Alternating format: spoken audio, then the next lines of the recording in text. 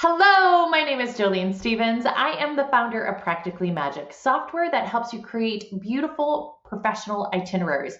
For those travel agents who specialize in Disney and you do a lot of Universal, this is an awesome tool because all the resorts, the restaurants, the attractions, and the activities, they are already in there. So you don't have to create any of that content. It's there, you just drag and drop into an itinerary. You can then download a PDF or you can send your client a link that will format to either their web browser or to their smartphone. Super easy. We also have to give thanks and a shout out to thrillldata.com. They have given us their raw data and I've put it into some graphs to help us look at what makes sense for recommendations to our clients. So why do we do this? Because as travel agents, your clients are coming to you for your expertise and your help in making the most out of their time and their money on their vacation. So them understanding the best ways to get through the park to make the most of their time is really going to make you invaluable. And that is what's going to lead them to refer more clients to you. As we know, word of mouth is a big deal in this industry, and you want every opportunity for your clients to pass your name along. So what we are looking at here is kind of the end product that Practically Magic makes. As I mentioned, you can either download a PDF or you can send your client a link to a mobile formatted link. It will format for their web browser if they're on a computer, but it is a really great way to have all of that information at their fingertips and that information at the right time. So I know that we talk a lot about people sending out tons of information. Sometimes that information isn't needed until right then. So at 6:50 on their day at the park, that is when they need to know how to make those lightning lane selections. This is just a sample of when you input information over here on the left into the Practically Magic app, what's going to happen? Anything that has a date and a time will be pulled up into their trip overview. And that just gives them a quick look on the things that they have that are specifically at a specific time that day. Specific. Let's move on. Okay, Disney Hollywood Studios. So park hours are 9 a.m. to 9 p.m. for the dates that we were looking at. This was the first couple weeks of March in 2024. All right, this is showing you a little bit about if I were to send this, I want to not only put in the information about how to make their first lightning lane, but I also want to give them some information about early park hours. So I'm going to put that in as an activity. Why an activity? It's because I want to add a date and time so it gets pulled up into that trip overview as we talked about. All right, so lightning lane. Individual lightning lane at Disney Hollywood Studios, there's one, and it is Rise of the Resistance. So I'm going to show you a graph here. This doesn't give us as much good information as what is to follow, but what this shows us is the times where people are choosing their lightning lane, right? Because an individual lightning lane, you get to choose the time. But what you see here is it looks like most people are choosing the first available time. That's why we see this sort of line here. This looks like a little bit of an anomaly, but it also looks like maybe on those days people were pushing out and choosing later times on those days to ride Rise of the Resistance. I would not do this, and we'll talk a little bit more about why that is.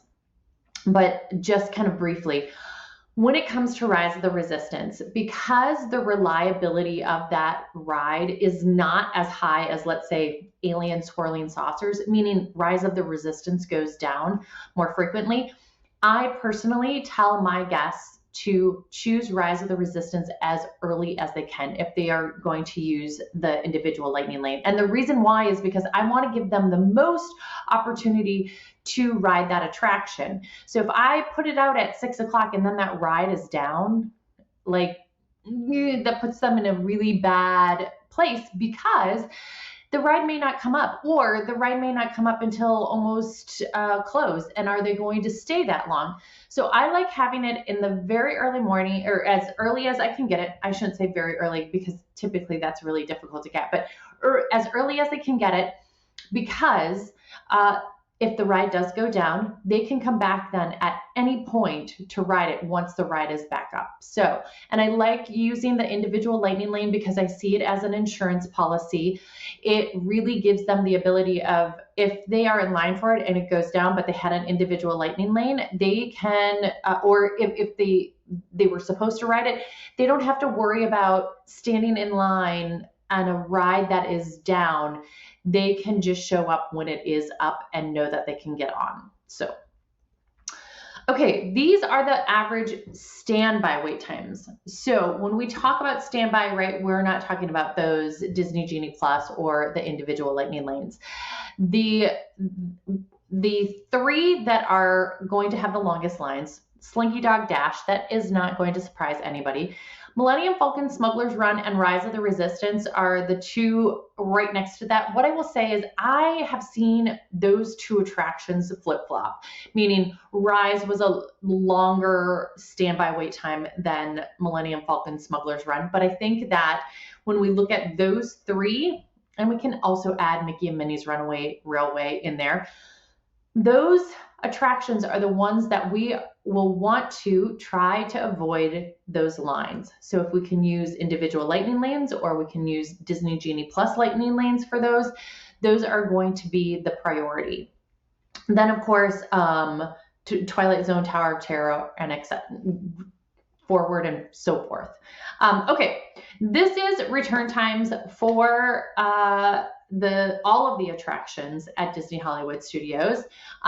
You'll see Rise of the Resistance, this is Slinky Dog. You also have Rise of the Resistance here. Again, that's a little bit of it's not the same kind of data because they can choose their return times, but you'll see, right, it's still a high demand attraction. And then you have Mickey and Minnie's Runaway Railway, and then of course you also have Millennium Falcon, Smuggler's Run. Little closer look here. I added Star Tours to this. Obviously, it's not one of the most popular attractions, but I liked putting that line in because this is basically the baseline slope that can occur. So when we look at this, 12 p.m., you're basically returning almost exactly at 12 p.m. So the current time and the return time are basically the same. And that gives you an idea of when we look at these lines, the further away they are from this line, it means that the bigger gap in time from the current time to the return time. And so that is important to note. I will also note, it almost looks like a little jump here, right? It kind of goes along and then has a bit of a jump. What that is that's 11 o'clock. And that would be 2 hours after the park open, the regular park open. So that's people selecting their second lightning lanes, and you see a jump and times get a little bit further out after that. Again, when we are looking at this, Slinky Dog Dash, we'll talk about that one just in a minute. And then Mickey and Minnie's and Millennium Falcon, Smuggler's Run, those are going to be the ones that push out the farthest. This was, again, beginning of March 2024. The 2 weeks after this were very different. A couple reasons for that is there were some drops, and then you had drops in crowds because they had blocked out annual pass holders, but then it was Easter and crowds went up significantly. The 2 weeks surrounding Easter, the last week of March, first week of April, it was much, much higher. So these lines were much more out over here because there were more people in the park. It was more crowded. We'll talk a little bit more about that too. Okay, Slinky Dog Dash. So this is giving you all the data for about 2 weeks.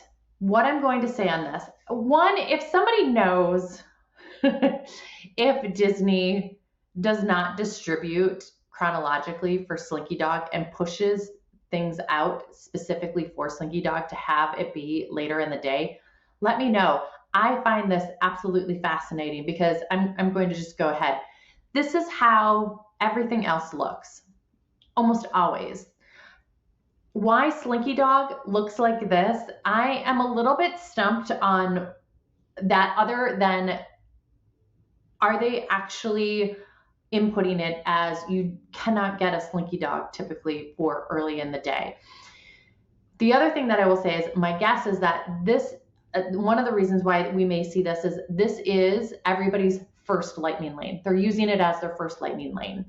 I think that that is not advisable. I think that you either need to rope drop Slinky Dog or that you have to stand in line. And you could do, sure, you could use this as your first lightning lane. What you're going to get there is that if you have a younger family, they may not get Slinky Dog until 7 o'clock. They may be done before that. And so I think it's risky to do that unless you know that your family is going to be there from, basically park open to the end. Or actually, Slinky Dog Dash may be great to choose if you are not going into the park until noon and knowing that you're going to stay there until later in the evening. That is a fine strategy. But if you have people who are rope dropping and they're using this thinking that they're going to get a return time that's earlier in the day or even in the morning, I think that you're going to end up with some disappointment. And I've seen this actually after the week of Easter. I saw a few travel agents posting saying, their client was really upset because they went into the park or they did Slinky Dog as a first lightning lane and they didn't get return time until 7:30 at night.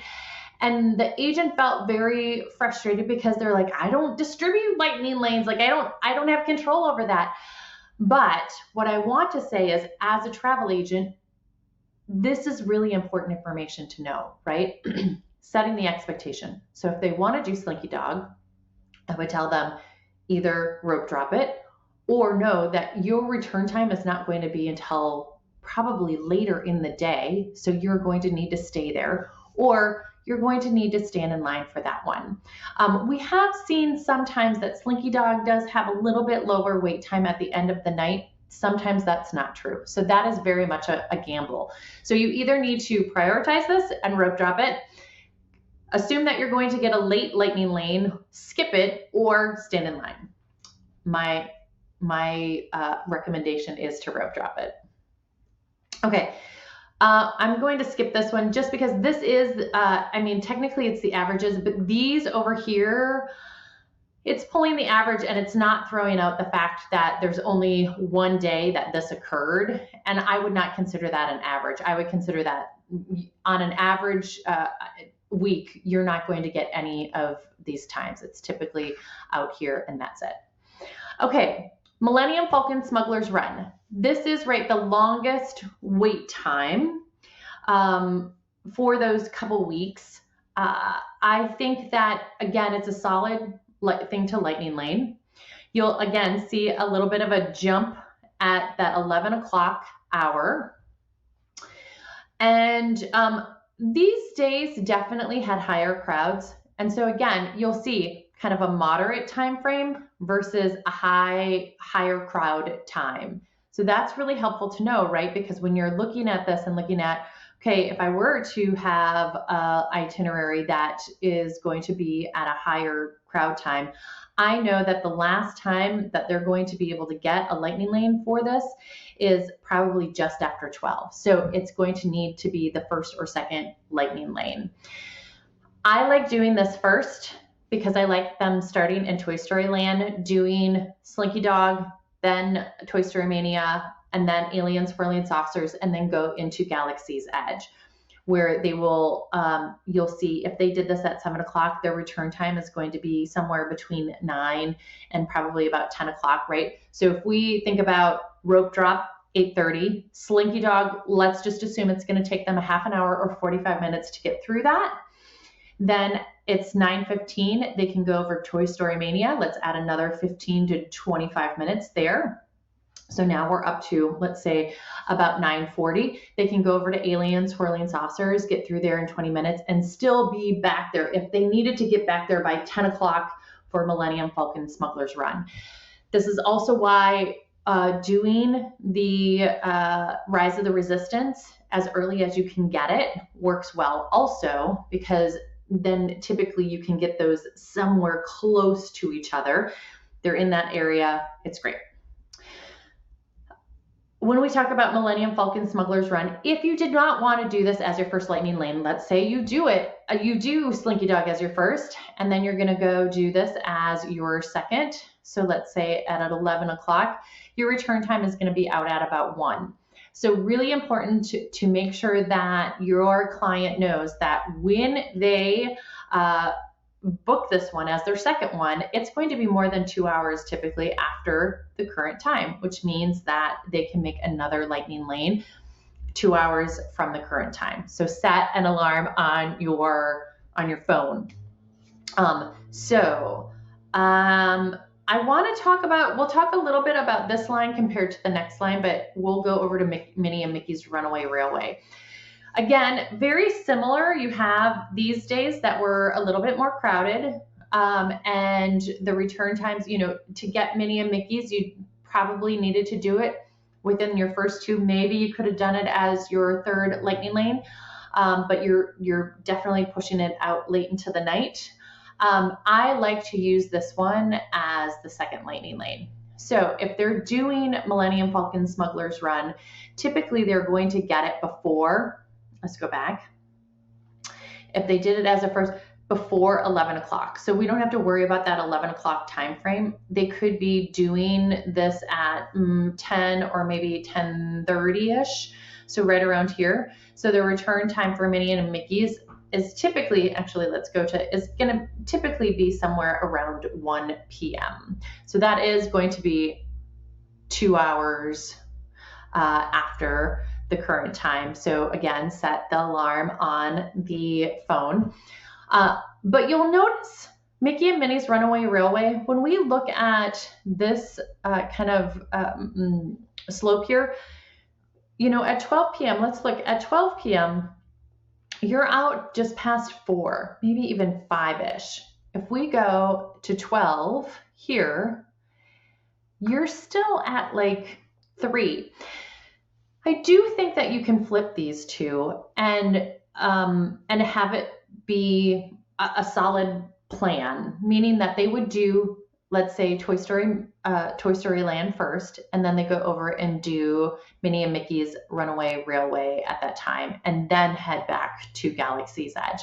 I think that's totally fine, and I think that for some families that may actually be better because you're prioritizing Mickey and Minnie's, another kind of like everybody's gonna love it kind of thing for those people who are not Star Wars fans, and give them another kind of wow ride while it's great for everybody. But I still think that you could switch those, is what I'm saying. And I think still solid plan. I do think though Millennium Falcon Smuggler's Run and Mickey and Minnie's Runaway Railway, those are I think very early on. If you're doing Slinky Dog, if you want to still do Slinky Dog as your first one, these are going to be harder because by the time you get done, let's just go back. At 11 o'clock, like I said, 11 o'clock, Millennium Falcon Smuggler's Run is going to have a return time of 2 o'clock. So at 11, you're going to have another opportunity at 1. And let's say you did Mickey and Minnie's at 1, you're out at 6 p.m. Now, if you swap that and you did at 11 o'clock, you did Minnie and Mickey's, you're still out at like 3 o'clock. That's not a bad time, I think, to do Minnie and Mickey's. I would almost do Minnie and Mickey's at that time because it's more central in the park. Having them go back to Millennium Falcon Smuggler's Run later in the day after they've tried to go over to Tower of Terror and Rock and Roller Coaster, that's something to consider. But what I would typically do, Toy Story Land, no lightning lanes. Millennium Falcon Smuggler's Run as your first. You buy the individual lightning lane for the earliest time that you can get, and then you do Minnie and Mickey's Runaway Railway as your second Disney Genie Plus lightning lane. And now we're getting to Tower of Terror. What I will tell you is I do not have Rock and Roller Coasters information because it was in refurbishment. So it is not included in this. And so just know that. So Twilight Zone, Tower of Terror. Again, you have these funny days over here. You do have this one anomaly. I would typically not, you have sometimes over here too for that same date. So it was a little bit funky of a day, but that's not typical. And I understand rides go down, distribution, changes. As a travel agent, I have to give the best information based on what typically happens in the park, right? And so that's why I default to what is the average? What's the typical? When we look at this, at 7 a.m., if they lightning lane Twilight Zone Tower of Terror, which I don't recommend, but they're going to get a return time somewhere between 9 and 10, right? I know that. If they do it at 10, or 10:30 or 11, because it's their second lightning lane, their return time is going to be somewhere between 11 and 1. That is good information to have. What I will say on Tower of Terror, you'll notice though, actually, let's go to the next one. This is a longer, drawn out slope, right? It doesn't have such a steep slope. And the nice thing about that is that this is a great third, fourth, maybe even fifth lightning lane, because you'll notice, I'm going to go back here. You'll notice there's still, on many days out at 6 o'clock, there's still availability. Now, if it's a high crowd time, you're not going to have that. So that is not a great fifth. It would still be a solid third though. So I think that when we talk about Rock and Roller Coaster and Tower of Terror, if I remember correctly, we saw a little bit that Rock and Roller Coaster's lightning lanes went faster than Tower of Terror's. And so once Rock and Roller Coaster is back up, I think I would prioritize that over Tower of Terror. And then because also I think Tower of Terror many times has similar, if maybe not a little bit lower wait time than Rock and Roller Coaster. But sometimes you can get Tower of Terror, and then right after you book that, your next one, you can get a Rock and Roller Coaster, or switch that, Rock and Roller Coaster, and then your next one could be Tower of Terror. And sometimes it works out where they're not too far away, and you can pop in Beauty and the Beast in there, live on stage. Toy Story Mania. So I leave Toy Story Mania for end of the day too, because, they're going to ride it in the morning without a lightning lane, but this one has a lot of times throughout the day. So we have first lightning lane at 7, second lightning lane typically around 10:30 or 11, third lightning lane we're going to have at about 1, and then they probably could do this as a fourth lightning lane around 3. And you'll notice it's getting late out there. And on a couple of days where it was high crowds, you're not going to have it. But most of the time you are able to get. So if you have a family who's going to stay there the whole day, they could possibly ride Toy Story Mania twice, once close to rope drop, and then the second time with a lightning lane at night.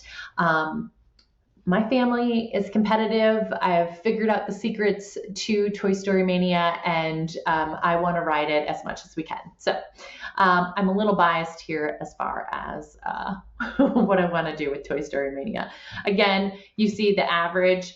There's typically stuff all the way out here. So, and it kind of plateaus, right? You see people are using it as maybe their third or fourth lightning lane, and then it plateaus after that.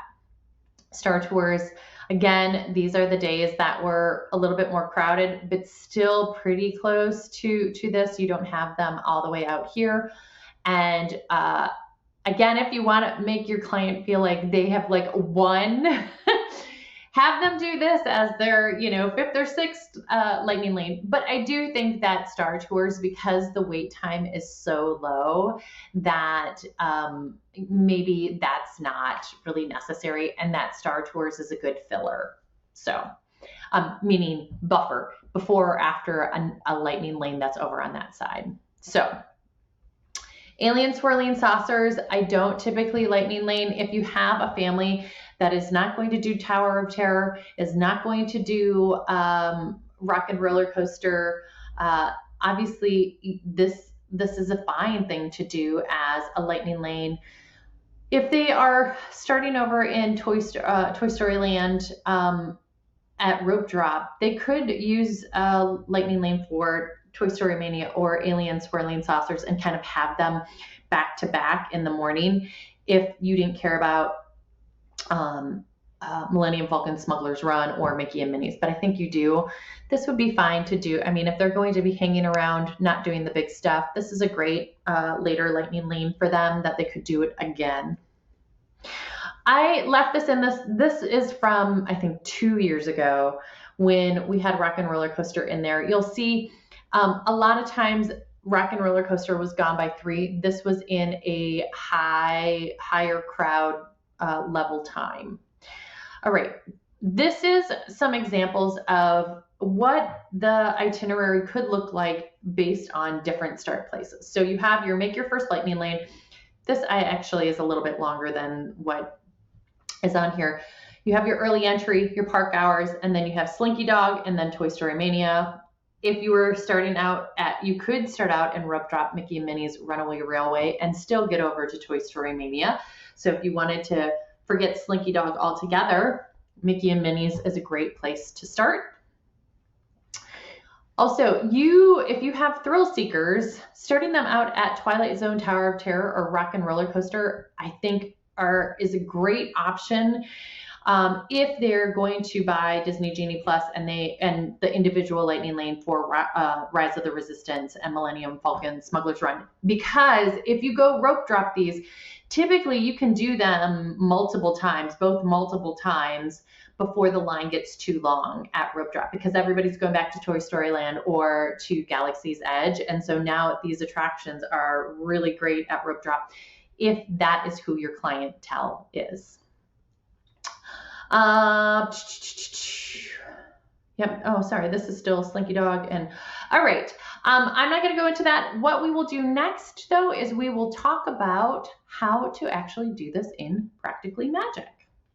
Okay, so in Practically Magic, the first thing that we're going to do is we are going to pop in the name of the park. This is what will show up in their title of that day. So whatever you want to put. So I'm going to put, not studios. We're going to put that in. Now, the next thing I'm going to pop in is make your first lightning lane. And I have these for all the different parks, so I can just go ahead and pull this in. Again, I have a little bit more written in their first one where it has information about how to make sure that they are logged in, how to log in, how to refresh, all of that sort of stuff. But for the interest of keeping it quick and easy, we're going to just go with this one. Also, early park hours, I'm going to pop this in and we are going to put this as a time of 8:30 a.m. And we'll pop that in. Oh, sorry, we are going to put a time in here for this one, which would be, I think most of you put it in at 6:45 a.m. I think that's great. I think that's perfect timing. And then we are going to do park hours. And let's see if I have these park hours in. And if I do not, we'll create it. So Disney Hollywood Studios was 9 to 9. I don't think I have it. Okay, so what we're going to do is we're going to add, actually, I don't want to do an activity because I'm not going to add a date and time like I did for the early entry. The reason why is because I think it's redundant. I don't want it to be pulled up into that trip overview because if it says, early entry and then park hours, it could be confusing to the client. So I'm just going to type in that. I also typically do put a link to Disney's park hours in here, and I just say for the most up to date park hours, see, and I pop that in there. And all of the links that you put in the notes are hot links, so they will go to wherever you are trying to link to. And that's true for the PDF or the link that you can send there.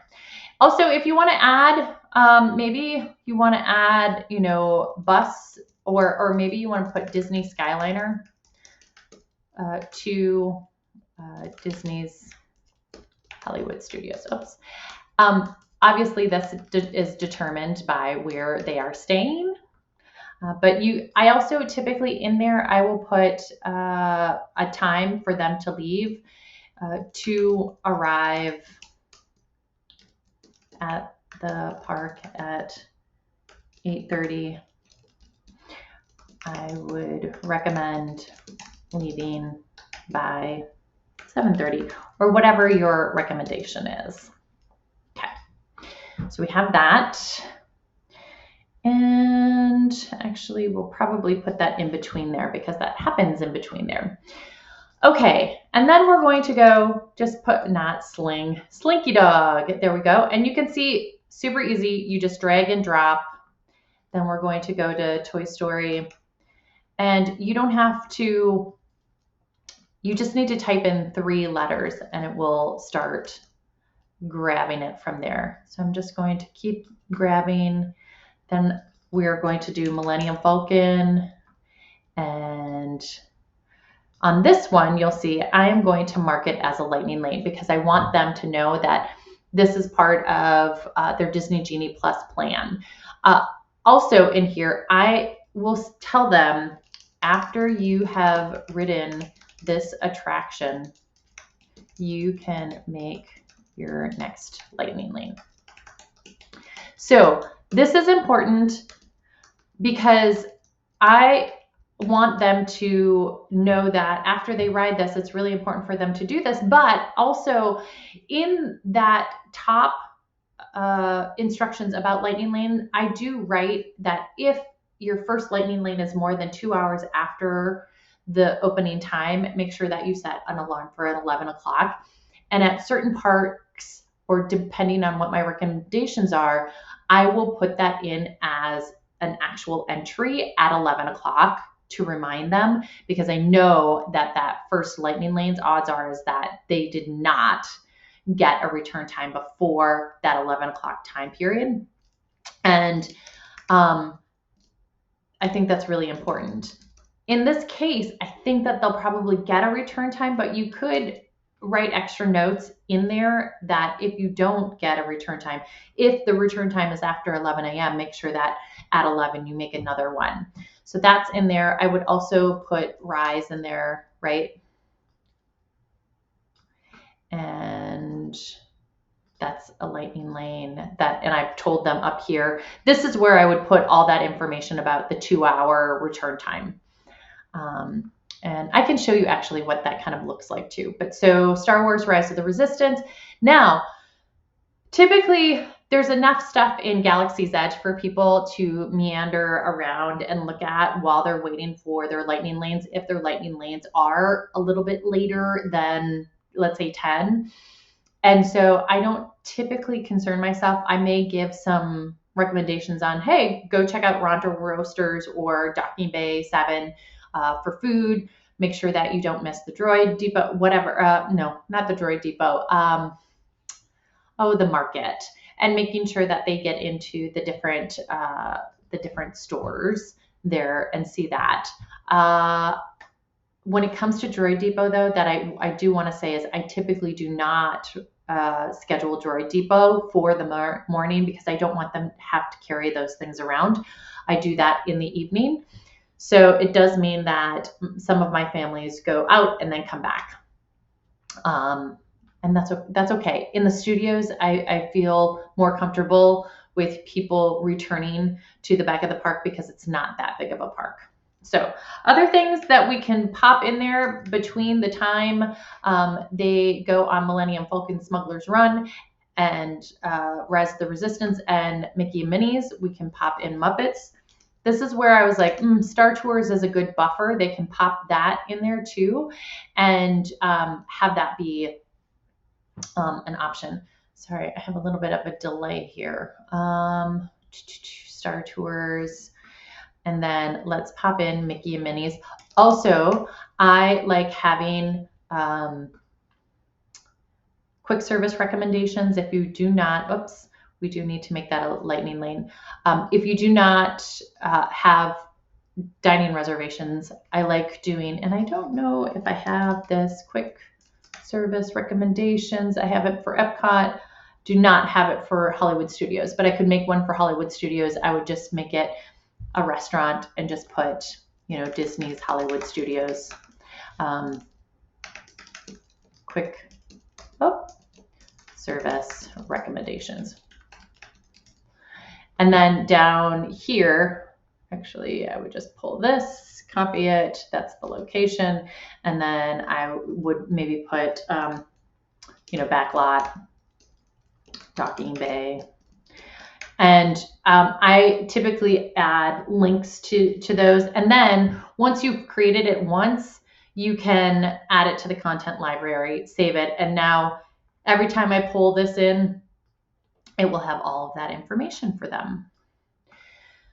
The other thing that I do express up here, actually, let me show you. Oops, sorry.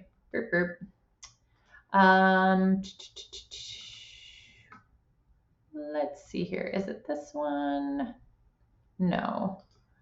Let's go down and do this. So when I go into Magic Kingdom, you'll see this is typically what I have in that. It down here it says, please, oh my goodness. Sorry guys, I'm clicking all over the place and it's not helping you. So when we go into here, I say, please note, Lightning Lane's return times vary because of this attractions or shows that have been listed before and after to give you a buffer. For instance, you may skip some attractions listed before your attraction. You have a Lightning Lane in order to arrive within the Lightning Lane redemption window. If your Lightning Lane is later than it was placed in the itinerary, you may need to skip over it and do the attractions or shows that are listed after it until it is your return time. Sorry, that is a little bit wordy, but that is that's what I'm doing. Oh, that is not the trip that we were in. So when we go, this is the one that we are in, and we go to Disney Hollywood Studios Day. Okay, so back to that, we have Mickey and Minnie's, we have quick service. After that, I'm going to, of course, put the Frozen sing along. Where is it? No, first time in forever. Here it is. And we'll pop that in there because that's another great option. Also, if they need to go to Launch Bay, that sort of stuff, this is, I think, a great time to do Launch Bay or if there is a character meet and greet, I typically stand in line for those. Obviously, you have to prioritize Twilight Zone Tower of Terror. We're going to pull that down and we're going to assume. And again, what I am not putting in here just for the sake of time is, after Mickey and Minnie's or, for Mickey and Minnie's, under this, I would say if the return time is more than 2 hours from the current time, set your phone to alert you when you can make your next Lightning Lane. It should be Mickey and Minnie's. Same with this. Once you have ridden Minnie and Mickey's, select Twilight Zone Tower of Terror. If the return time is more than 2 hours from the current time, you got it.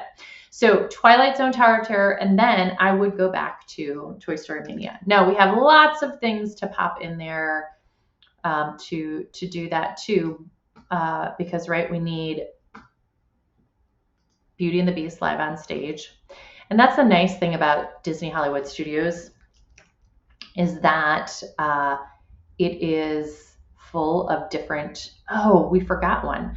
It's full of, no, I want this. No, I want this. Because also if you have Rock and Roller Coaster, that is something that you can pop Beauty and the Beast between two. Maybe you'll need to pop in dinner there too, but we did not put Indy. And Indy is a great one to pop in.